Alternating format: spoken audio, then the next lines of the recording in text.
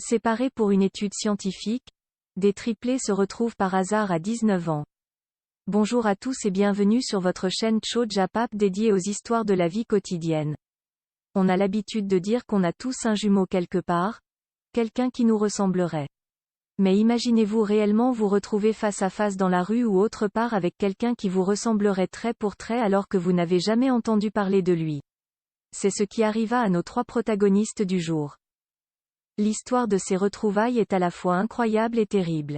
Pendant 19 ans, les Américains Bobby Shafran, Eddie Gallant et David Kellman ignoraient totalement qu'ils étaient frères. Mais pas n'importe quels frères, des triplés. Réunis grâce à leur ressemblance et un concours de circonstances assez rocambolesques, ils ont finalement découvert que leur séparation n'avait rien de fortuite. Ils ont été, malgré eux, l'objet d'une étude comportementale. Découvrons ensemble cette histoire. Mais avant de rentrer dans le récit de ces étonnantes retrouvailles, merci de cliquer sur j'aime, de vous abonner massivement et surtout d'activer la cloche de notification si ce n'est pas déjà fait.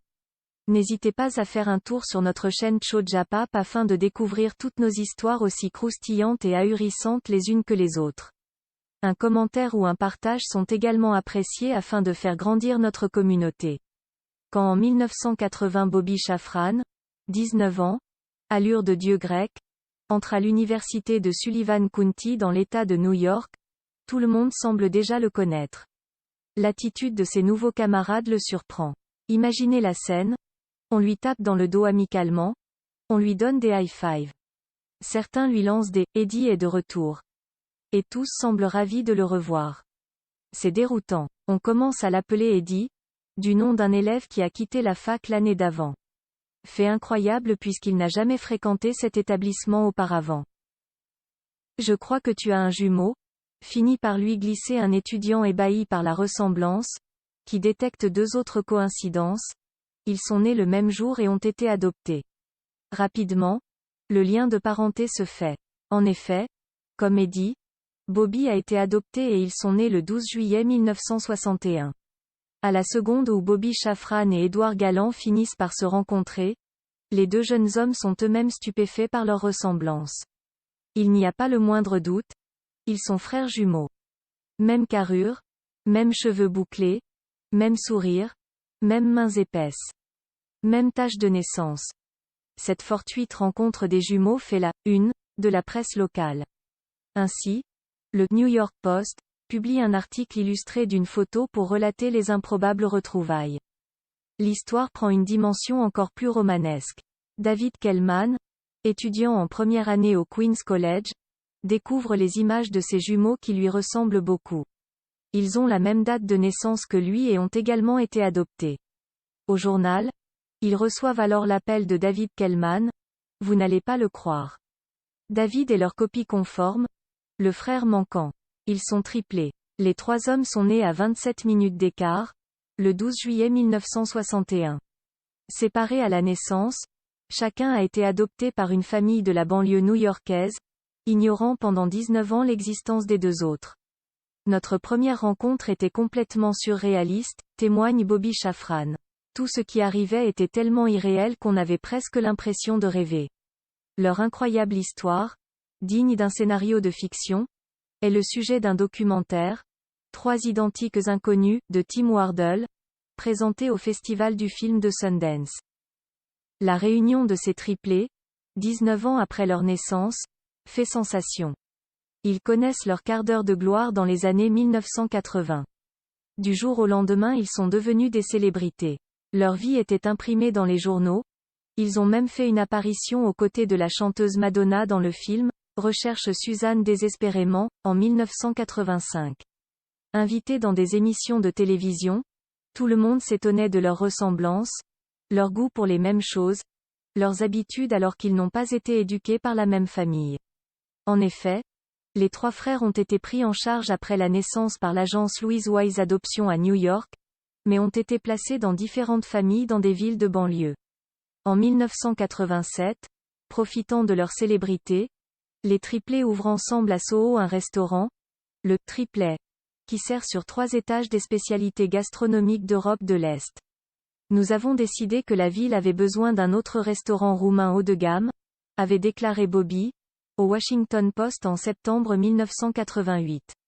Mais peu à peu, les disputes sur la gestion de l'établissement viennent assombrir leur relation et Bobby Shafran démissionne. Cependant, une question reste en suspens. Pourquoi ces triplés ont-ils été séparés par l'agence d'adoption? Les réponses à cette question vont totalement transformer le conte de fées que les triplés avaient vécu jusqu'alors. En remontant le fil, Bobby, Edward et David découvrent qu'un secret entoure leur séparation. Elle était en fait le fruit d'une expérience portant sur l'inné et l'acquis, lancée en 1953 par un éminent psychiatre américain et psychanalyste, Peter Neubauer. Comme 5 autres jumeaux, les triplés ont à leur insu participé à cette étude scientifique controversée. Sans rien dire aux parents adoptifs, les scientifiques ont étudié l'évolution dans leurs familles respectives de ces enfants partageant le même ADN. En effet, l'objectif était d'observer l'évolution des 3 garçons dans des environnements familiaux différents. À l'époque, on ne se rendait vraiment pas compte à quel point le comportement de ces gens était monstrueux, confie David Kellman, racontant la colère des 6 parents adoptifs qui n'étaient pas non plus au courant. C'est comme une mère de nazis, renchérit Bobby Shafran, au Daily Beast. Leur histoire est racontée dans un documentaire, Three Identical Strangers, réalisé par Tim Wardle. Le documentaire de Tim Wardle traite aussi de la dépression d'Eddie Gallant, qui s'est suicidé à seulement 33 ans. Le réalisateur affirme que c'est l'une des histoires les plus extraordinaires qu'il ait jamais entendues. Les frères ont été très chaleureux dès le départ, mais il y avait aussi un degré de méfiance que je comprends totalement, précise-t-il. Après avoir pendant 5 ans tenté de maintenir seul le restaurant à flot, David Kellman s'est finalement reconverti dans le secteur des assurances tandis que son frère Bobby Shafran est devenu avocat.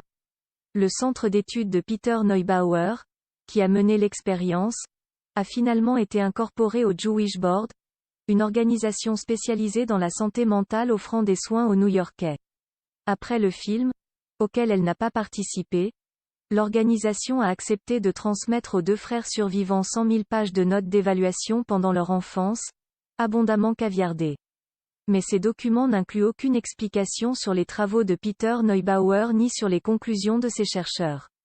Le Jewish Board n'approuve pas l'étude Neubauer, a déclaré une porte-parole, précisant que l'organisation s'engageait à fournir aux participants de l'étude Neubauer un accès à leur dossier en temps voulu et dans la transparence. Pas assez pour apaiser la douleur des frères survivants qui n'ont jamais reçu aucune excuse. Ils parlent de nous comme des participants, s'insurge David Kellman. Nous n'étions pas des participants, nous étions des victimes. Quelle histoire incroyable! Séparer de façon si atroce 3 enfants triplés juste pour une étude scientifique? Sans penser aux conséquences qu'elle pourra avoir pour eux? Certains internautes ont rédigé des commentaires sur l'histoire de ces jumeaux. En voici quelques-uns. Étonnant. Cette histoire est le thème central du tome 5 de Millennium. A priori, ce type d'expérience a été mené aux États-Unis et ailleurs dans les années 60 à 80. Et en France? On ne parle pas de leurs parents biologiques. Comment a-t-on pu faire cette cruelle expérience avec ou sans leur accord? Même s'il y a eu quelques couacs, c'est une belle histoire scientifique. Les avoirs séparés étaient abjects, indicibles. Il n'y aura pas d'action en justice contre les responsables de cette monstruosité?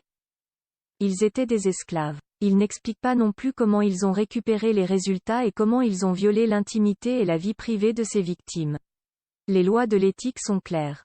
Tout ce qui a été récupéré à partir de ces études doit mourir et tous les résultats portant le nom du psychanalyste doivent être détruits. Peter Neubauer et Viola Bernard étaient donc fondamentalement convaincus que l'être humain est une page blanche qui est entièrement modelée par son vécu, son éducation, son milieu social et culturel. Les jumeaux monozygotes, donc génétiquement identiques, enfin presque, placés de façon sélective dans des familles choisies différentes étaient pour eux l'occasion rêvée de prouver leur thèse sur l'être humain, page blanche, que l'on peut éduquer et façonner à sa guise. Et vous? Que pensez-vous de ces études faites sur des personnes et ceux-ci, sans leur consentement? Merci de nous donner votre avis en commentaire. Si cette vidéo vous a plu, merci de cliquer sur j'aime, de la partager autour de vous et de vous abonner massivement. À très vite sur Chojapap pour de nouvelles histoires aussi étonnantes qu'ahurissantes.